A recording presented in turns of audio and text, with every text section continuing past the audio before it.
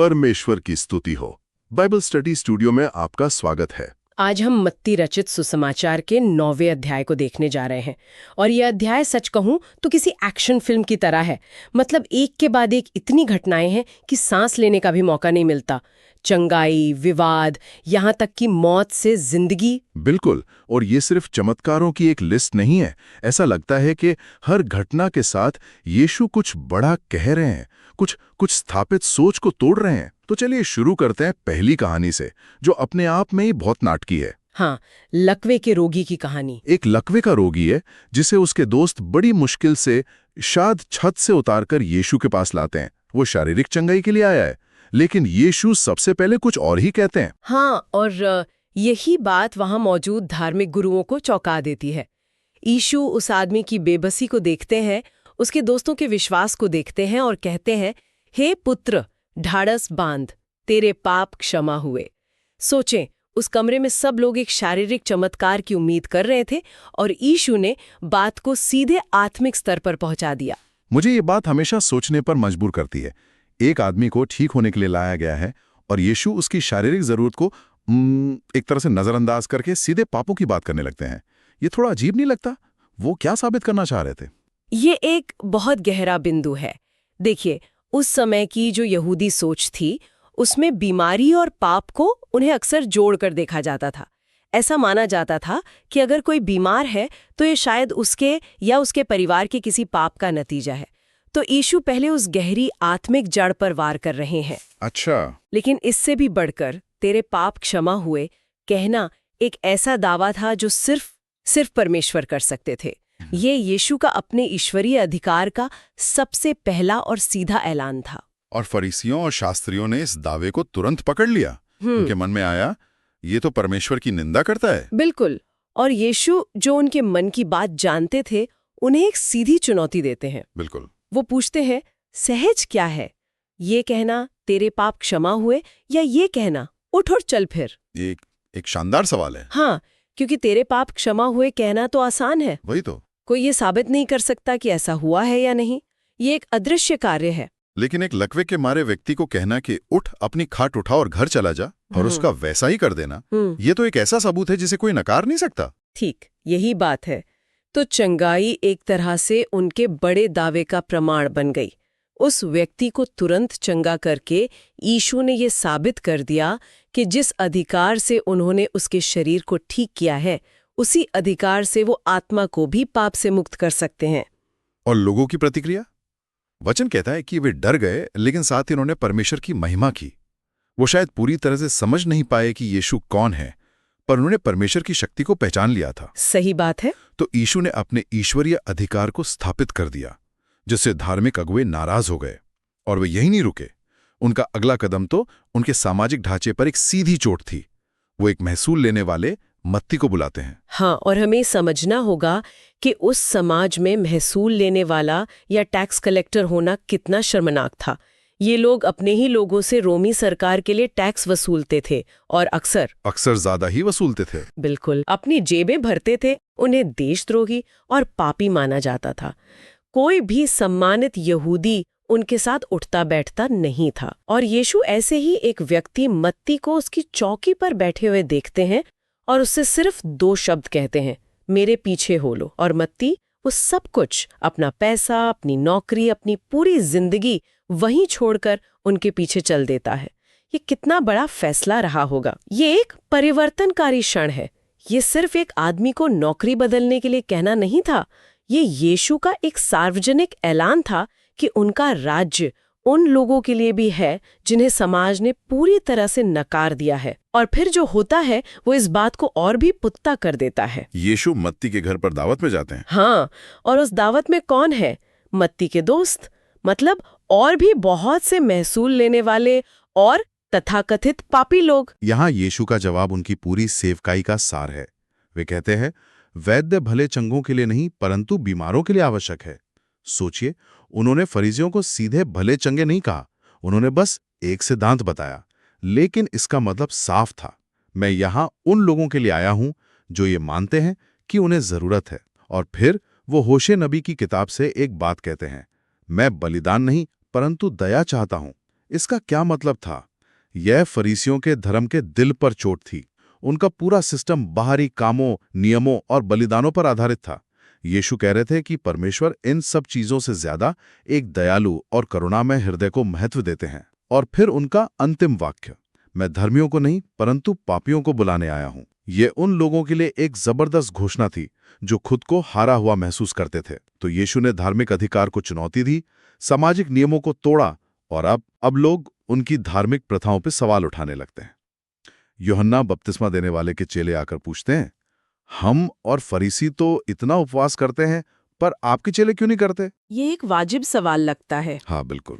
और यीशु का जवाब दो बहुत ही शक्तिशाली रूपकों या कह सकते हैं उदाहरणों में आता है। पहला, वो खुद को दूल्हा बताते हैं। वो कहते हैं, जब तक दूल्हा बारातियों के साथ है, क्या वे शोक मना सकते हैं? मतलब मेरी उपस्थिति जश्न का समय है, आनंद का समय है, शोक का नहीं। शोक का नहीं। उपवास और शोक का समय तब आएगा जब मैं उनसे अलग कर दिया जाऊंगा, जो उनके क्रूस पर चढ़ाए जाने का एक संकेत था। और दूसरा रूपक, नए और पुराने कपड़े और नई और पुरानी मशकों का, ये थोड़ा समझने में मुश्किल हो सकता है। ये समझना बहुत जरूरी है। यीशु कह रहे हैं कि कोई भी नए कपड़े का पैबंद पुराने फटे हुए कपड़े पर नहीं लगाता, क्योंकि जब वो सिकड़ेगा तो कपड़े को और फाड़ देगा। और कोई भी नया दाखरस जिसमें अभी खमीर उठना बाकी है, उससे पुरानी कठोर हो चुकी चमड़े की मशकों में नहीं भरता, क्योंकि दाखरस फैलेगा और मशकें फट जाएंगी। बिल्कुल। तो इसका मतलब ये है कि यीशु जो नई शिक्षा और जो नया जीवन लेके आए हैं, उसे यहूदी धर्म के पुराने कठोर नियमों और परंपराओं के ढांचे में फिट नहीं किया जा सकता। बिल्कुल सही। यीशु सिर्फ पुराने सिस्टम में कुछ सुधार नहीं कर रहे थे, वो कुछ पूरी तरह से नया ला रहे थे। एक नई वाचा जो बाहरी नियमों पर नहीं बल्कि बदले हुए हृदय पर आधारित है। और इसे रखने के लिए भी एक नए हृदय या एक नई संरचना की जरूरत थी। ये कहना कि उनके चेले अभी उपवास के लिए तैयार नहीं हैं, ये भी इसी का हिस्सा था। ये अध्याय वाकई बहुत नाटकीय है, एक के बाद एक घटना। अब हम एक ऐसे हिस्से में आते हैं जहां दो कहानियां एक साथ बुनी हुई है। एक आराधनालय का सरदार यानी एक सम्मानित व्यक्ति यीशु के पास आता है और कहता है कि उसकी बेटी अभी अभी मरी है। लेकिन उसे विश्वास है कि अगर यीशु सिर्फ अपना हाथ उस पर रख दें तो वो जी उठेगी। और यीशु तुरंत उसके साथ चल देते हैं। लेकिन रास्ते में भीड़ के बीच एक और कहानी घटती है। एक ऐसी महिला जो 12 साल से लहू बहने की बीमारी से पीड़ित थी। ये सिर्फ एक शारीरिक बीमारी नहीं थी, ये उसे धार्मिक और सामाजिक रूप से अशुद्ध बनाता था। वो 12 साल से एक सामाजिक बहिष्कार का जीवन जी रही थी। मैं उसकी हताशा की कल्पना ही कर सकता हूँ। और उसका विश्वास देखिए कि अगर मैं बस उसके कपड़े के कोने को छू लूं तो मैं ठीक हो जाऊंगी। ये वाकई कमाल है। वो भीड़ में किसी का ध्यान अपनी ओर नहीं खींचना चाहती थी, बस चुपके से चंगाई पाना चाहती थी। हाँ, उसका विश्वास असाधारण था। और जैसे ही वो यीशु के वस्त्र को छूती है, यीशु को महसूस होता है कि उनमें से सामर्थ्य निकली है। वो रुककर पूछते हैं, मुझे किसने छुआ? और जब वो डरी हुई महिला सामने आती है तो यीशु उसे डांटते नहीं हैं। वे उसे कहते हैं, पुत्री, ढाढ़स बांध, तेरे विश्वास ने तुझे चंगा किया है। उसे पुत्री कहना ये सिर्फ चंगाई से कहीं ज्यादा था, बहुत ज्यादा। यीशु ने न केवल उसके शरीर को ठीक किया, बल्कि उसे पुत्री कहकर उसकी गरिमा और सम्मान को बहाल किया। उन्होंने उसे वापस समाज का हिस्सा बना लिया। एक तरफ एक सम्मानित सरदार की सार्वजनिक विनती और दूसरी तरफ एक बहिष्कृत महिला का गुप्त विश्वास। यीशु दोनों का जवाब देते हैं। और फिर वे सरदार के घर पहुंचते हैं, जहां पहले से ही मातम मनाने वाले और रोने पीटने वाले लोग जमा हैं। माहौल पूरी तरह से निराशा का है। और यीशु अंदर जाकर कहते हैं, हट जाओ, लड़की मरी नहीं पर सोती है। यह सुनकर वे लोग जो पेशेवर मातम करने वाले थे और मौत को पहचानते थे, उनकी हंसी उड़ाते हैं। उनकी हंसी ही इस बात का सबूत है कि लड़की सच में मर चुकी थी। बिल्कुल। लेकिन यीशु के लिए मृत्यु बस एक नींद की तरह है जिसे वो जगा सकते हैं। वो अंदर जाते हैं, लड़की का हाथ पकड़ते हैं और वो उठ खड़ी होती है। इस एक घटना में यीशु ने पुरानी बीमारी और मृत्यु दोनों पर अपना अधिकार दिखाया। चमत्कारों का सिलसिला रुकता ही नहीं है।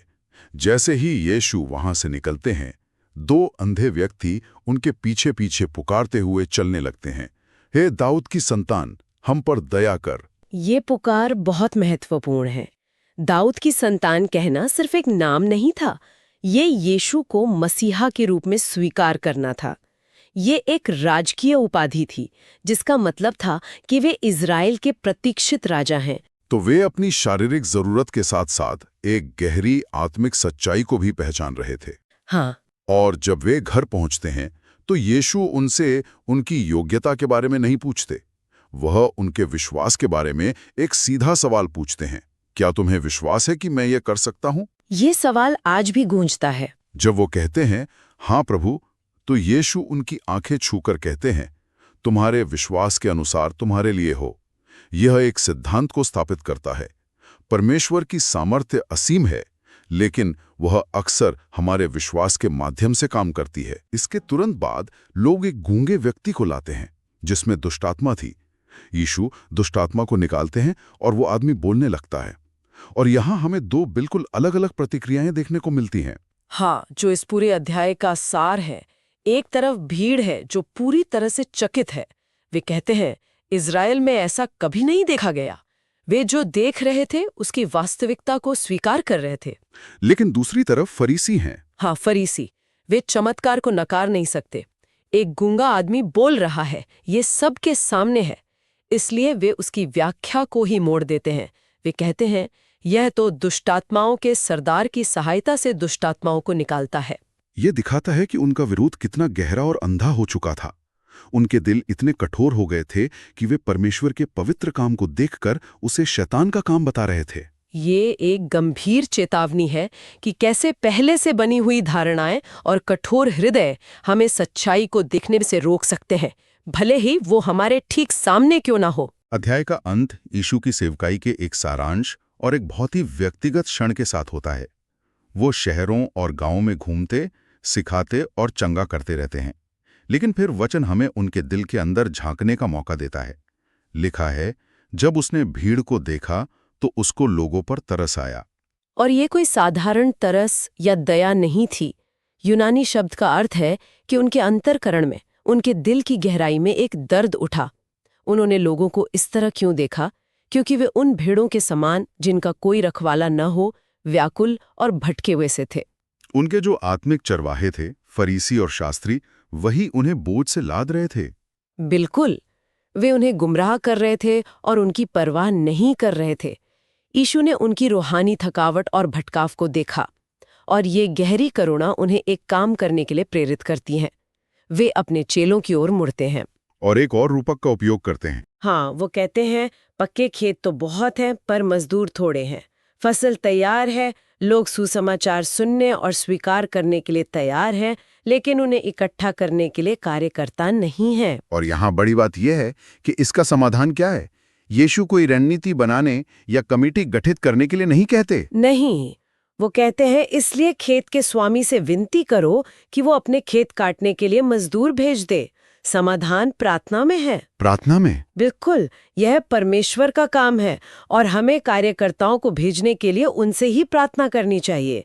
यह अध्याय 10 के लिए एक बेहतरीन मंच तैयार करता है, जहां यीशु अपने 12 चेलों को इसी फसल को काटने के लिए भेजते हैं। तो मत्ती अध्याय 9 हमें यीशु के अधिकार, उनकी करुणा और उनके मिशन की एक जबरदस्त तस्वीर देता है। उन्होंने पाप, बीमारी, सामाजिक नियम और यहाँ तक कि मृत्यु पर भी अपना अधिकार दिखाया। और हमने ये भी देखा कि लोगों की प्रतिक्रियाएं कितनी अलग थीं। कुछ ने विश्वास किया, कुछ चकित हुए और कुछ ने कड़ा विरोध किया। यीशु का प्रकाश कुछ लोगों को अपनी ओर खींचता है और कुछ को दूर धकेलता है, लेकिन कोई भी तटस्थ नहीं रह पाता। इस पूरे अध्याय पर सोचने के बाद एक सवाल मेरे मन में बार बार आता है। हमने देखा कि जिन लोगों ने यीशु से कुछ पाया, लकवे का रोगी, पापी मत्ती, बीमार महिला, अंधे व्यक्ति, वे सभी जानते थे कि उन्हें जरूरत है। वे अपनी टूटी फूटी हालत को पहचानते थे। बिल्कुल। वहीं दूसरी ओर फरीसी, जो खुद को धर्मी और स्वस्थ समझते थे, उन्हें लगा कि उन्हें किसी चीज की जरूरत नहीं है और वे यीशु के सबसे बड़े विरोधी बन गए।